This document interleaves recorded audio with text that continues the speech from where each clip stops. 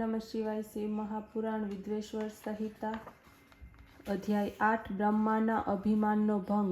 શ્રી નંદિકેશ્વર બોલ્યા ત્યારે મહાદેવજીએ બ્રહ્મા ઉપર ક્રોધિત થઈને પોતાના ભમરમાંથી ભૈરવ નામની શક્તિને પ્રગટ કરી તેણે નમસ્કાર કર્યા અને આજ્ઞા આપી। શિવજીએ આજ્ઞા આપતા કહ્યું, તું તારી લપલપાતી તલવાર લે અને બ્રહ્માની પૂજા કર।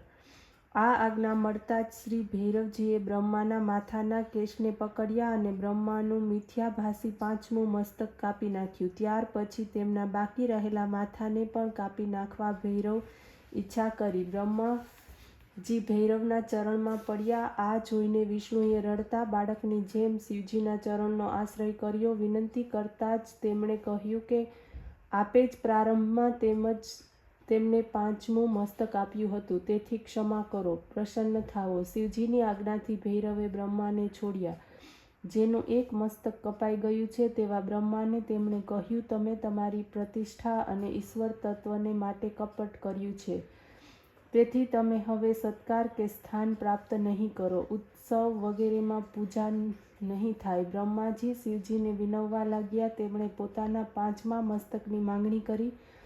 શિવજીએ કહ્યું, અરાજકતાના ભયથી વિશ્વની સ્થિતિ હું બગડવા દઈશ નહીં। હે પુત્ર, જે અપરાધી છે તેને તમે શિક્ષા કરો, લોક મર્યાદાનું પાલન કરો।